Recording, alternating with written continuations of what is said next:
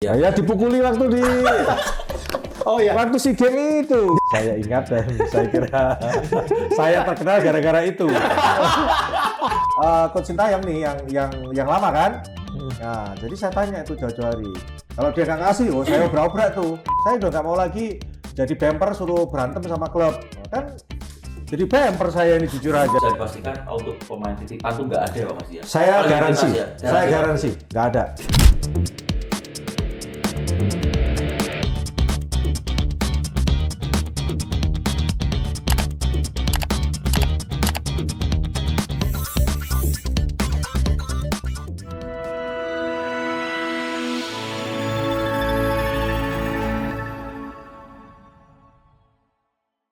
Wow, Glow and Gold Podcast ini luar biasa banget dong ya. Emang bintang tamunya Nggak kaleng-kaleng. nggak kaleng-kaleng ya kan? Kaleng-kaleng dikalengin pokoknya. Tapi aku takut endorse Iya, sekarang. ini agak informal jadi bisa pakai bersilan. Bawa ini nggak SIM? Ke PKB tadi saya. Oh iya. Hari ini Glow and Gold Podcast Spesial banget. Spesial, bener-bener Pakai spesial. telur 5 pokoknya. Perasaan iya dari mana episode kemarin episode spesial terus. Ya. Kalau ini Super spesial. super spesial. Karena telah hadir Bapak Sumarji. Pak Marji, manajer timnas Indonesia. Wis. Pak, makasih banget Terima kasih. sudah Yes. berkenan. Direpotin, Pak. Iya Pak, ini jadwalnya Padat banget guys. Abis ini jadwalnya teriki sampai bawah sampai tengah malam. Kita rusuhin. Bentar, Pak. Bahkan katanya Pak Marji baru podcast baru ini Pak ya? Sudah lama. Artinya banyak undangan tapi tidak di ACC.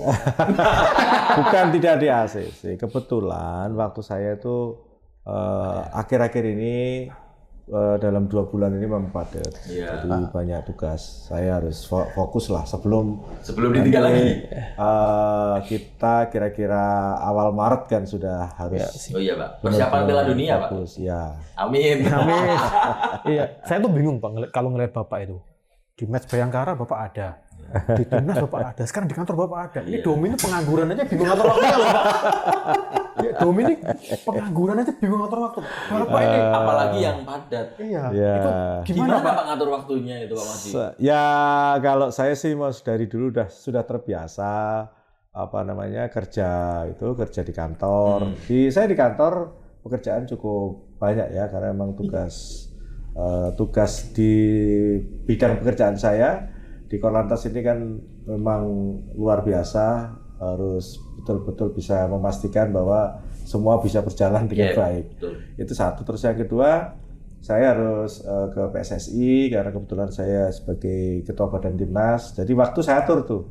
Jadi biasanya saya kalau nggak ada jenengan saya biasanya suka lari ke GBK Arena di sana ngerjakan pekerjaan-pekerjaan yang harus saya selesaikan.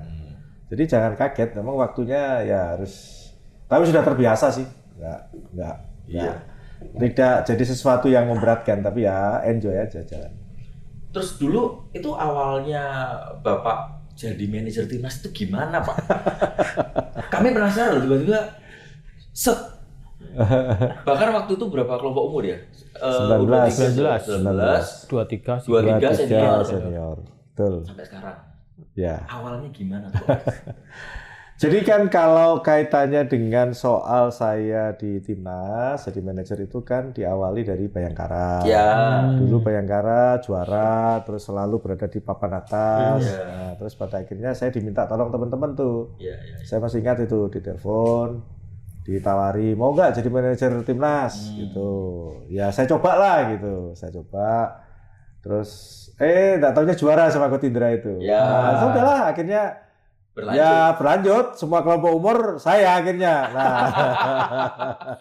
baru sekarang ini aja ada Mas Zaki kan, Pak Zaki ya, kan, Zaki, U20 ya. U17 sama U20 ya. Tapi juga saya masih aktif mendukung Pak Zaki, membantu Coach Indra dalam segala hal karena memang juga itu bagian dari tugas saya. Oh ya, kalau ngomongin seorang manajer Pak, itu di timnas tuh tupoksinya ngapain aja sih Pak?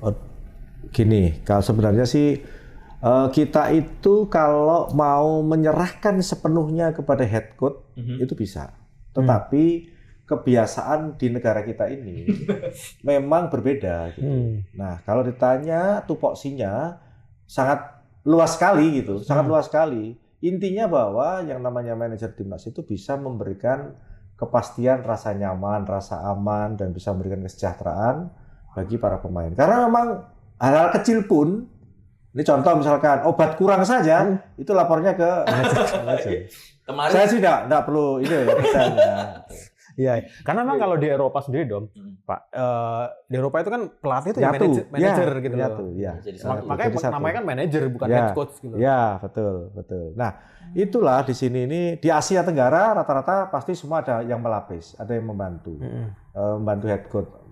Makanya semua itu ada dua, ada manajer, ada head coach. Iya, gitu. Sehingga itu berjalan sampai dengan saat sekarang ini. Memang kalau kita serahkan sepenuhnya kepada head coach, saya juga kasihan. Karena Karena saya udah tahu di dalam tim lah. Di dalam tim saya tahu. Bagaimana crowded-nya itu, bagaimana. Bagaimana. Ya sudahlah, pokoknya macam-macam banyak di situ. Dan saya kira saya tidak perlu saya sampaikan ke publik. Itu cukup untuk diri saya dan itu sejarah bagi diri saya akan saya catat dalam perjalanan karir saya di sepak bola dan di kepolisian. Iya, sekarang ngomongin sejarah karir Bapak ini udah panjang banget kan. Kemudian peristiwa-peristiwa juga banyak banget. Satu Pak, momen yang paling berkesan buat Bapak selama jadi manajer Pak. Ya dipukuli waktu di waktu SEA Games itu. Jadi saya ingat tuh. Ya. Terus saya ingat Bapak ingat nggak Pak pagi-pagi yang datang minta maaf Pak? Iya. Saya waktu itu sempat datang ya. Waktu itu langsung ngobrol gimana kondisinya. Waduh, saya ini nggak ngerti apa-apa. Jadi kan saya itu ingat betul. Saya itu kan di pers duduk. Memang situasinya kan panas tuh. Ada pertama itu Sananta itu. Sananta selebrasi ke sebelah sana. Terus balik. Aman kan? Nah, rupanya di belakang Sananta ada Tegar. Sektim Tegar itu. Saya lihat loh, Tegar dipukuli, sampailah dia jatuh. Akhirnya saya mau melerai, maksudnya jangan dipukuli. Gitu. Begitu saya deket langsung dipukul saya. Aduh, itu langsung goyang saya. Makanya sampai rewame itu kan. Habis udah gini-gini, bukan memar, luka sini, berdarah, sobek. Ya, tapi itu perjalanan. Dan saya senang, kenapa? Karena ya boleh dikatakan memang kalau kita mau mempersembahkan untuk bangsa dan negara ya memang harus ada pengorbanan. Iya. Cuman ini masalahnya mereka ini salah pukul. makanya paginya minta maaf kan. Ya, mereka kan nggak tahu kalau saya polisi kan. Pagi datang ke hotel minta maaf dong. Iya datang pagi-pagi ke hotel minta maaf. Ya dia. Itu ramai Pak beneran itu di media sosial. Terus waktu Bapak jatuh, waduh ini terus yang pertama kali saya pikirkan adalah siapa yang berani ini orang karo kira ini perwira polisi. Nggak apa-apa ya. Kalau sudah di lapangan itu kan tidak melihat apa pangkat jabatan, ini nggak ada. Siapapun yang ada di band ya itu adalah official gitu semuanya. Ya itu sama, nggak ada ini. Ya udah gitu aja. Makanya kalau paginya saya ada di situ Pak, minta maaf itu. Ya, saya tahu. Sampai waktu itu di hotel. Iya Pak. Ya, itulah. Itu memang yang betul-betul sangat saya ingat dan saya kira saya terkenal gara-gara itu. sampai saya di bandara itu, jujur aja nih, sampai saya di bandara itu, yang dimintai foto bukan Kotindra, saya diminta foto. mulai dari apa imigrasinya, polisinya. Waduh. Itu viral. Iya. TV lokal sana sama mungkin media sosial. Aduh, ya. Untung aja saya bukan YouTuber. Iya. YouTuber langsung upload. Langsung gitu ya. Iya. Aduh. Ya itulah kalau cerita pengalaman. Gitu ya, Pak. Kalau ya itulah pengalaman unik. Kalau sebenarnya kalau as a manager itu kan pasti ada koordinasi dengan pemain ya waktu itu. Atau saya lebih fokus ke pertanyaan untuk pemanggilan pemain Pak Marji. Iya. Karena ini sempat menjadi polemik. Pro kontra tapi sekarang saat ini sudah mulai smooth ya. Nggak kayak dulu. Kalau dulu kan mesti ribut. Ya, betul. Main ini dipanggil, kalau dia ini panggil, itu seperti apa sih Pak Marji? Jadi proses pemanggilan itu sebenarnya semua mendasari dari penilaian head coach dan asisten. Setelah ada nama-nama dikasihkanlah ke saya. Tuh. Nah, dikasihkan ke saya bagian manggil ke klub-klub, baik klub yang ada di dalam maupun yang ada di luar. Tetapi memang ada case yang sesuatu hal yang ya tanda kutip yang memang jadi perdebatan. Contoh memang pemanggilan yang di luar kalender FIFA itu selalu jadi problem. Nah, maka setelah kejadian beberapa kali problem, saya mendekatkan diri kepada teman-teman klub sebelum dipanggil itu jauh-jauh hari. Saya udah ini dulu tanya sama head coach. Saya tanya siapa yang mau dipanggil. Jauh-jauh hari. Itu di eranya Coach Sintayong, di eranya Coach Indra, Nova, jauh-jauh hari. Terutama ini Coach Sintayong nih yang lama kan. Nah, jadi saya tanya itu jauh-jauh hari. Kalau dia nggak ngasih, saya obrak-obrak tuh. Ayo cepetan, jangan kamu nanti minta-minta terus nggak dapat, nanti saya yang kamu marahi. Saya bilang gitu. Saya udah nggak mau lagi jadi bemper suruh berantem sama klub. Nah, kan jadi bemper saya ini jujur aja dari dulu kan. Nah, makanya udah sejak itu saya sudah tidak mau berantem lagi. Jauh-jauh hari saya minta, terus saya komunikasikan nih pemainmu mau dipanggil ini. Kira-kira gimana? Oh ya, maksudnya gini loh Pak Marji. Jadi enak kita jauh-jauh hari itu kita bicara gitu. Jadi nggak dadakan-dadakan. Karena kan memang itu di luar kalender FIFA. Kalau di luar kalender FIFA kan memang klub punya hak untuk menahan, tidak mengirim. Iya, ya memang enggak. Iya, makanya yang resmi. Makanya yang kita butuhkan adalah bagaimana kita menjalin komunikasi yang baik dengan 18 klub seperti itu. Dan sudah sangat bagus lah. Dan sangat bagus sudah. Sekarang sudah enggak ini sih Pak, memang enggak terlalu. Nah, ya itu tadi karena memang saya jauh-jauh hari kalau dulu itu saya dikasih nama itu misalkan contoh nih mau TC tinggal kurang seminggu gitu. Itu bisa 2-3 hari baru dikasih nama. Lo kan gelut lah sama klub ya Pak. Kita dapat. Iya. Klub juga saya enggak punya butuh atau lagi pas. Makanya jadi kan kita ini sebenarnya kalau boleh kita ngomong hanya cuman miskomunikasi saja. Kurang pendekatan saja. Maka upaya-upaya itu ya udahlah akhirnya saya yang ngalahi, saya harus bicara. Memang harus sebut bola. Ayo kapan yuk ini sekarang udah. Dan bagus sekarang bagus sudah. Ya meskipun bagus Pak, tapi menurut Bapak sendiri apa sih yang masih perlu diingatkan Pak untuk pengelolaan timnas ini? Banyak lah, banyak. Masih banyak yang perlu harus disempurnakan. Memang kalau jujur saya mengawali masuk di timnas dibandingkan dengan sekarang nih era sekarang ini ya, itu jauh memang. Sudah jauh sekali penataan pengelolaannya sudah sangat luar biasa jauh. Tetapi tetap harus disempurnakan dikarenakan ada hal-hal yang memang harus kita perbaiki seperti itu. Artinya tetap ya berprogres terus Pak. Iya, terus dan Pak Ketua Umum itu beliau termasuk orang yang ngerti bola, sehingga beliau mesti tanyanya detail ke saya. Persiapan itu beliau detail nanya, terus ngajak rapat. Besok juga kita ngajak rapat sama Pak Ketum, nanya kesiapan kita apa. Memang ya ini sangat baik lah beliau dalam mengelola timnas ini. Artinya saya juga banyak belajar sama Ketua Umum dan itu saya betul-betul bisa saya pakai untuk ilmu saya ke depan gitu. Pengaruhnya banyak banget ya Pak ya. Maksudnya dari support Pak Ketum sendiri memang sangat berpengaruh untuk timnas saat ini ya Pak ya. Iya. Ya semua kan juga gini.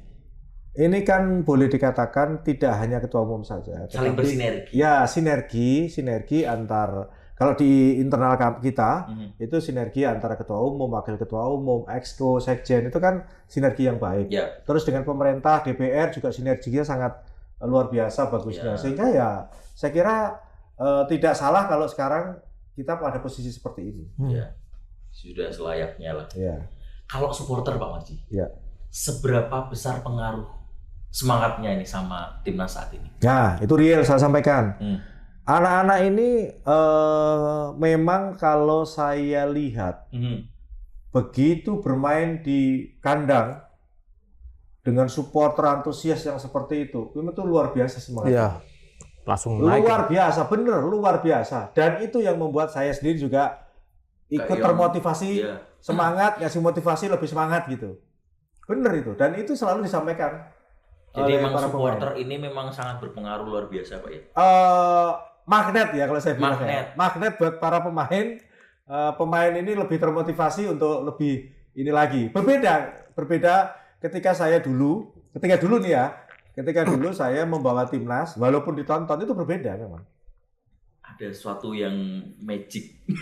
Luar biasa. Nggak tahu nih, magnetnya ini dari mana nih? Iya, Apa magnetnya dari para pemain bintang? Ya, kalau realnya kan seperti itu. Iya. Tetapi ini anak-anak pemain ini juga betul-betul melihat antusias supporter kayak begitu. Itu motivasinya berbeda. Asli ini luar biasa, lahir batin saya ngomongin. Ini bisa jadi headline nanti. Supporter emang ini saya beri. Bayangin coba nih, saya kasih contoh kecil saja. Mana ada dulu supporter kita nungguin sampai anak-anak masuk hotel pada tidur, anak-anak masih kelesetan supporter itu di hotel tuh. Ya. Coba saya tanya, ada nggak dulu? Belum. Nggak pernah ada. Saya pun ikut juga di situ ya? Di situ juga enggak, maksudnya enggak yang sampai seantusias seperti itu, Pak. Jam 4 pagi saya turun, masih ada, Pak? Ada masihan. Oh, Mak. Bayangin, ada perempuan, ada anak-anak muda, ada ibu-ibu, ada bapak. Saya tanya, iya Pak, nunggu siapa tahu ada yang turun, saya mau salaman. Hanya cuma begitu, bayangin. Dan itu bukan 10, boleh dikatakan bahwa makanya kita harus ketika ada timnas ada di Fairmont, itu kita susah menghalau. Ya, tapi kan kalau dengan cara tidur di situ kan ya nggak bisa ngomong kita. Ya. Nah, terus dia nunggu di lobi kan nggak bisa ngomong kita juga. Nah, jadi artinya memang perbedaannya sangat-sangat luar biasa. Iya. Ya memang apa ya fans yang ya bisa dibilang akhir-akhir ini dibilang FOMO itu kan. Iya. Ya, memang nyata adanya Pak. Ya memang itu mohon maaf loh ya, bukan suruhan loh ya. Iya. Itu militan bener loh. Militan dan dia mohon maaf kalah menang dia dukung gitu. Bukan seperti mohon maaf seperti dulu mungkin kalau kalah dihujat gitu kan. Kalau menang baru diangkat-angkat itu. Enggak itulah, jangan begitulah. Tapi sekarang sudah berkurang, Pak. Maksudnya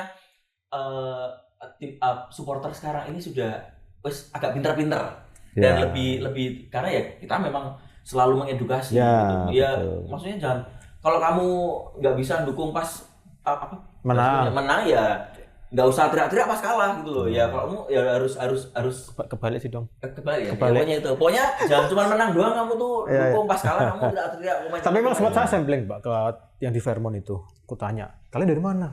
Itu banyak luar kota. Dari luar kota. Beneran. Ada dari Sumatera. Adalah banyak lah. Itu makanya pergeserannya sangat luar biasa dan ini sangat-sangat positif. Sangat-sangat positif buat sepak bola kita. Benar itu. Iya, dari sisi bisnis dan segala macam. Semuanya otomatis. Berpengaruh ke semuanya Pak ya. Betul. Yes. Aku pengen tahu Pak, kan Bapak ini sering banget interaksi, kemudian sering banget berkumpul dengan teman-teman timnas. Ada nggak sih Pak arahan yang paling Bapak sering lakukan atau arahan yang paling sering disampaikan ke mereka Pak? Iya, kerjasama yang baik, komunikasi yang baik, membangun chemistry yang baik. Itu nomor 1.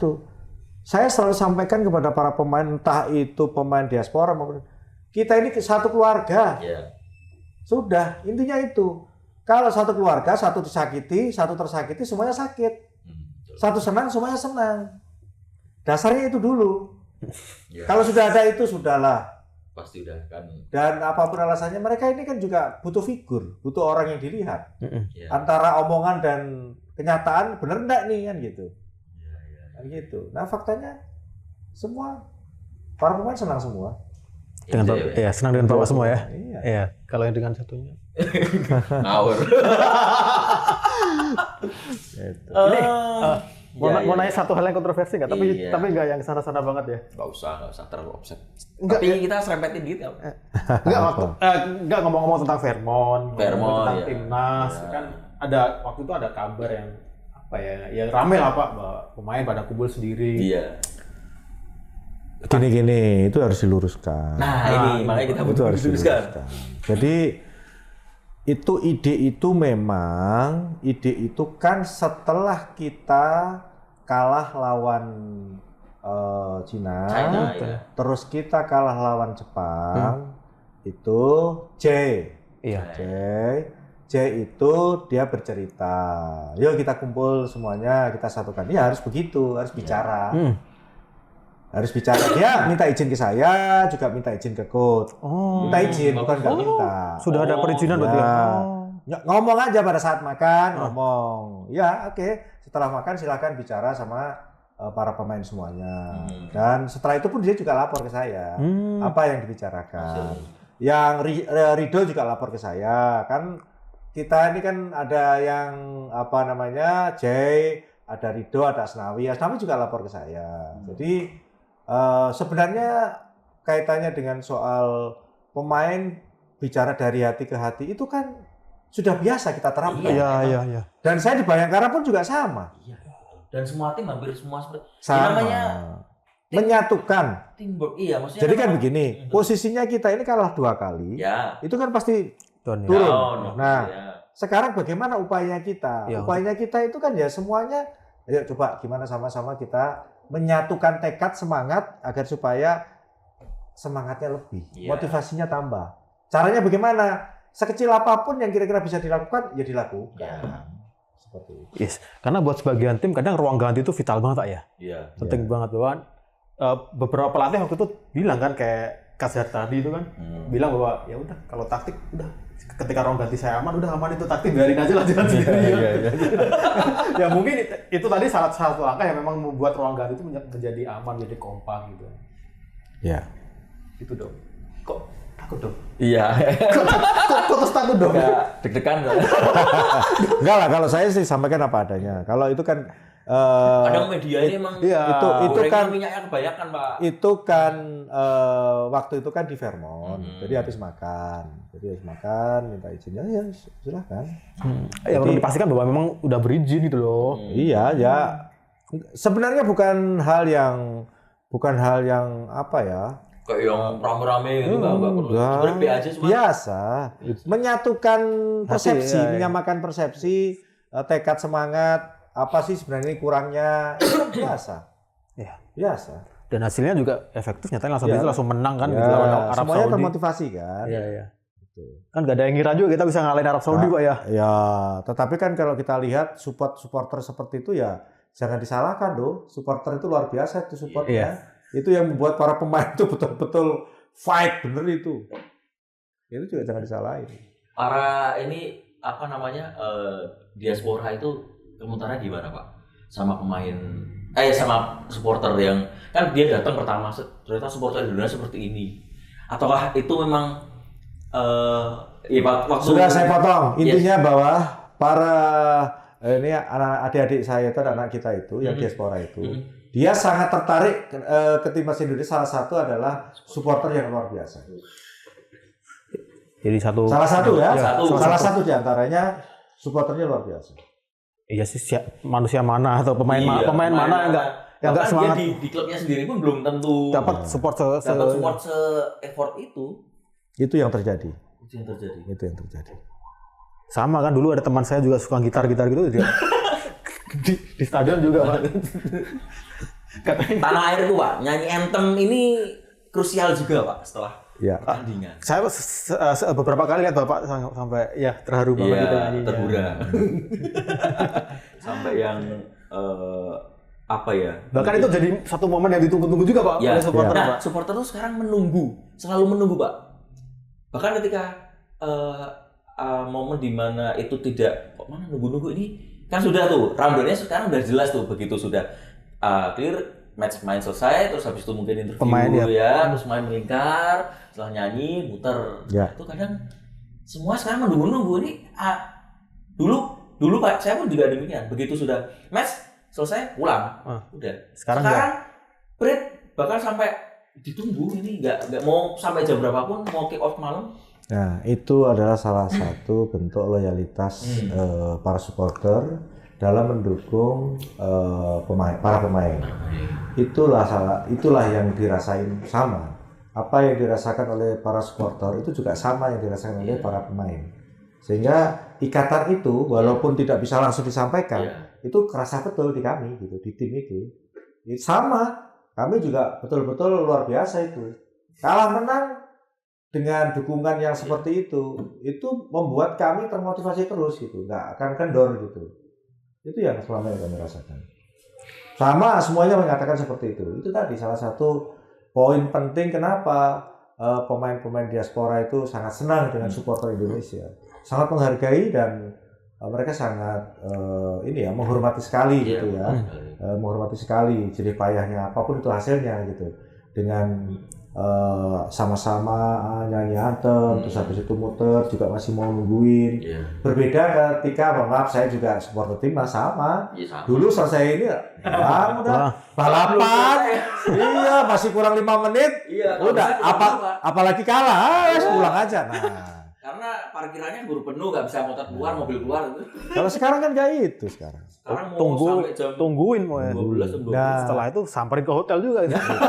itu tadi perbedaan menurut saya secara pribadi ya, karena saya juga mohon maaf aja, saya dari dulu juga sama fans timnas dari saya masih SMA, rewang-rewangi sampai gandul kereta api dulu saya. Mau nonton di GBK itu, karena nggak punya duit. Ternyata Pak Marzi pernah nggak punya duit. Pak Marzi pernah nggak punya. Pak Marzi pernah dengar token listrik bunyi dah. Zaman saya nggak ada token listrik bunyi. Kalau udah ada dicabut, udah. Sekarang token beli semua. Ya. Iya, benar juga. Ya Pak, untuk adik-adik kita yang mau berjuang nih supaya masuk timnas, pesan-pesan dari Bapaknya apa? Ya, jadi begini.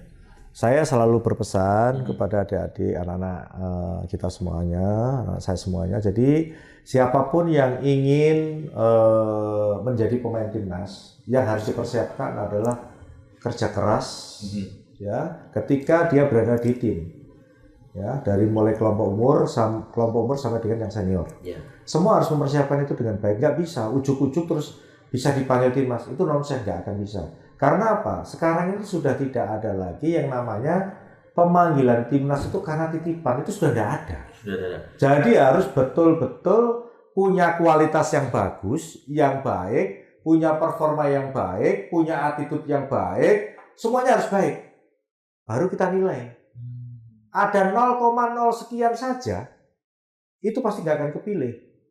Di belakangnya pejabat PSSI pun, mohon maaf nih, tidak akan dipilih kalau tidak sesuai dengan kriteria yang dibutuhkan. Jadi masing-masing head coach dan para asisten itu kan dia sudah punya kriteria pada masing-masing posisi itu, sehingga dia tahu saya butuh pemain dengan karakter seperti ini, tingginya sekian, kualitasnya seperti ini, larinya seperti ini, balik badannya seperti detail semua mereka sudah punya.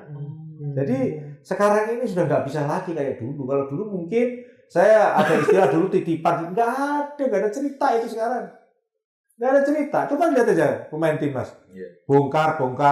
Kenapa? Karena pada saat mereka TC tidak sesuai dengan perform yang diinginkan oleh tim pelatih. Ya dicoret. Berbeda dengan klub kan, karena sudah kontrak. Mau nggak mau, ya sudah. Kalau kamu nggak perform ya kamu duduk aja situ. Sampai kan kontrak gitu. habis ya. Sampai kontrakmu habis. Kalau kamu nggak malu, kan gitu. Tapi kalau di timnas nggak bisa. Keluar masuk. Nggak bisa. Berarti benar-benar memang saat ini bisa dipastikan untuk pemain titipan tuh nggak ada Pak Mas ya. Saya garansi nggak ada. Mulai dari U17, U19, U19 20, 23, apalagi senior ya semalah nggak ada. Oh, ya senior, kita bahas senior deh. Terus ngomong-ngomong Pak Marzi, untuk coach baru ini, coach Patrick Kluivert. Ya. Gimana ya?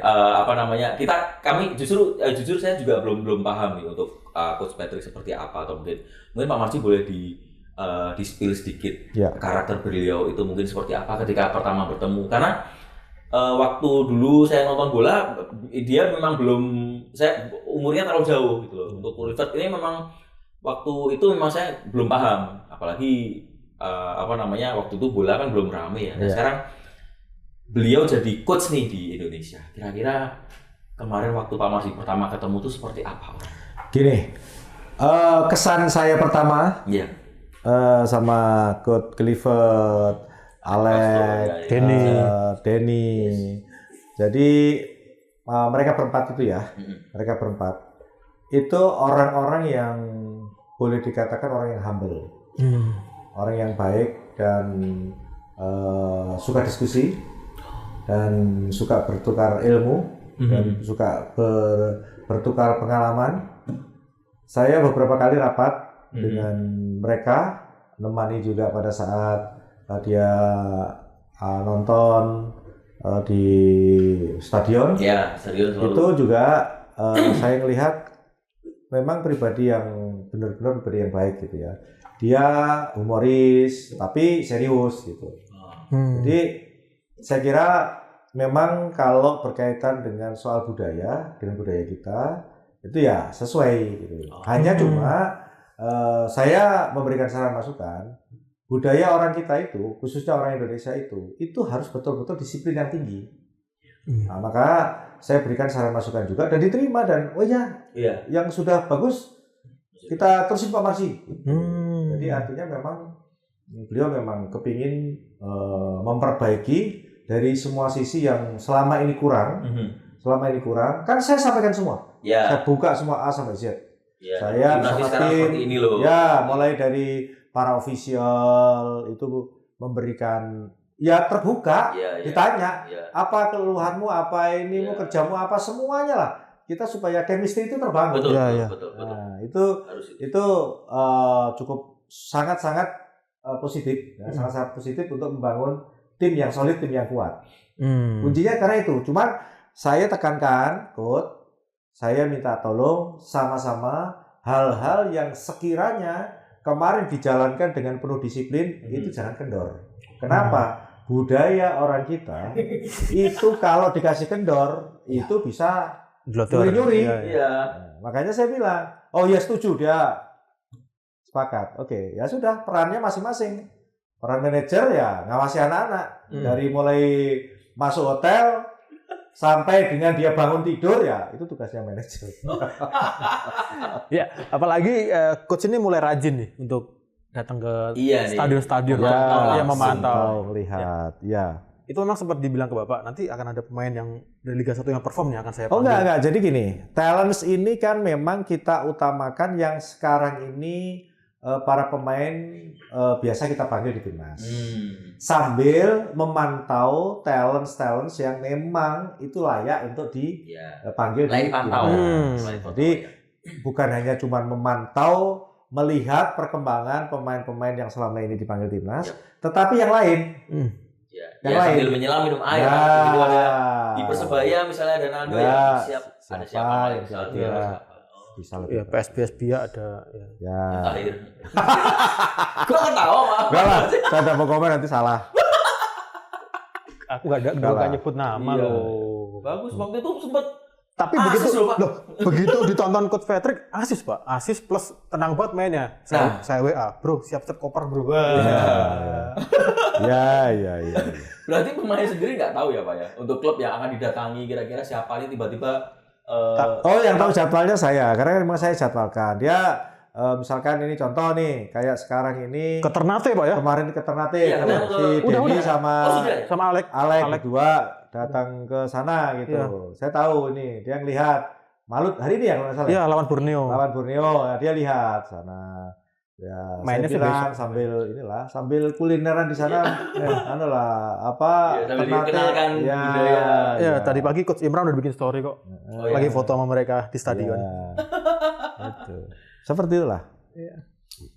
Seru sih. Iya, seru sampai Ternate juga disamperi sama mereka gitu ya. Jemput bola. Ya bagus kok. Bagus mereka. Bagus ya. Mereka optimis Pak ya. Ya, kalau saya bukan wajib optimis kalau saya. Karena kan ya sekecil apapun peran itu pasti akan membawa dampak positif buat tim. Maka kewajiban untuk optimis itu harus betul-betul dipegang teguh. Jadi nggak sabar ini dong. Iya, Maret lama banget ini, bisa nggak di skip 2 minggu itu langsung Maret gitu loh. Ya, cuman ya kita juga harus realistis. Di Australia kenapa? Kita tahu bahwa kita berangkat tanggal 16. H-4 berarti Pak ya? H-4. Terus teman-teman adik-adik yang dari Eropa itu FIFA Matchday itu ada yang selesai itu tanggal 17.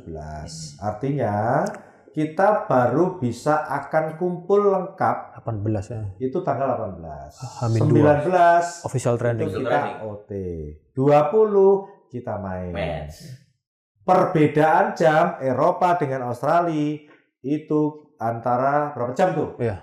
Coba cek aja. 4. Sini dengan Australia 4, sini dengan Eropa 7, 8, berarti 12 jam. 12 jam. Bagaimana dengan yang Amerika? Tambah 4 jam lagi. Tambah 7 jam lagi ya. Kita harus realistis. Kita harus realistis dengan kondisi recovery yang memang mepet sekali satu hari. Tetapi kita juga harus tidak boleh kecil hati. Lawan juga sama. Lawan kan juga pemainnya di Eropa juga besar ya. juga pemain ada di Eropa gitu. Ya. Sehingga sudahlah, nothing tulus. Semua kita optimis, kita berikan yang terbaik. Ya, insya Allah nanti pasti yang Maha Kuasa juga akan memberikan kita. Itu aja. Ya, Pak, tiba-tiba saya pengen tanya ini, Pak. Coach Patrick ini udah ngasih udah melakukan pertemuan belum dengan semua pemain itu? Belum lah. Belum dong. Ya, virtual juga belum? Ya kalau bicara di grup sudah. Kebetulan kan kita ada grup. Ada grup dari dulu. Grup pemain, pelatih, asisten pelatih itu ada. Grup official, pemain ada. Sudah kalau itu. Itu bikin baru atau yang lama aku tahu arahmu aku. Enggak apa-apa. Sudahlah, yang penting ada grupnya. Gimana sih kamu? Kalau sama official semuanya sudah. Sudah dikenali semua ya. Ya sudah diskusi terus. Udah di-kick maksudnya. Apalagi? Itu harapan terakhir. Ya, harapan terakhir Pak Marsi. Harapan terakhir sih ngawur. Mas, pertanyaan terakhir, harapan untuk supporter dan masyarakat sepak bola Indonesia. Jadi begini, tentu di round ketiga ini terkhusus untuk kualifikasi round 3 untuk Piala Dunia, tentu kami sangat mengharapkan doa, dukungan, support yang luar biasa dari masyarakat Indonesia. Dengan dukungan, support, dan doa dari masyarakat, itu akan memudahkan kami untuk meraih apa yang kami mimpikan selama ini. Tentu kami semua bermimpi, kita semua bermimpi, seluruh bangsa dan negara ini, Timnas bisa lolos ke Piala Dunia. Amin. 2026. Kita away ke Amerika. Amin. Ya. Oke. Merinding Pak. Merinding Pak ya. Aduh. Terima kasih banget Pak Marji sudah berkenan ngobrol di podcast Glow and Goals MS Loverman. Yes. Ya. Kita ketemu di tanggal 20. Kita ketemu tanggal 20 di Australia di Sydney. Ya, di Sydney. Tapi berangkat dong. Insyaallah. Oh iya. Ya, oke ya. Thank you, Pak. Terima kasih Pak. Thank you banget Pak. Yo. Saya terima kasih. Terima kasih juga kamu yang datang ke sini. Kalau saya disuruh datang ke tempat Pak, aku pasti gak iso. Thank you Pak Marji. Ya, sama-sama. Kita ketemu lagi di episode selanjutnya Glow and Goals.